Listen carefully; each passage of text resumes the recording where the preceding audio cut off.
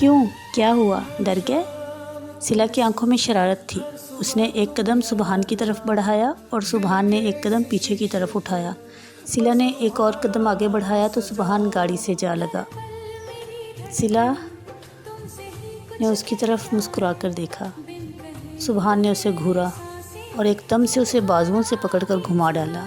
अब सिला सुबहान की जगह और सुबहान सिला की जगह खड़ा था। हाँ तो सिला मैडम, क्या कह रही थी आप, डर गए? उसने दोनों हाथ गाड़ी के साइडों में रखे और सिला को अपने बाजुओं में ले लिया और तकरीबन उस पर झुक गया। सिला की सांस रुक गई। वो थोड़ा और करीब हुआ। सिला ने अपनी मुकम्मल सांस रोक ली। सांस लो। उसे सांस रोकता देखकर सुबहान ने कहा, मैंने कहा सांस लो, वरना तुम्हारे साथ इतना बुरा करूँगा कि तुम सोच भी नहीं सकती, और तुम जानती हो मेरा बुरा कितना होगा। उसने ज़ोमानी लहजे में कहा तो सिला ने आहिस्ता से फ़ौरन सांस खारिज की। सुबहान ज़ेरे लब मुस्कुराया।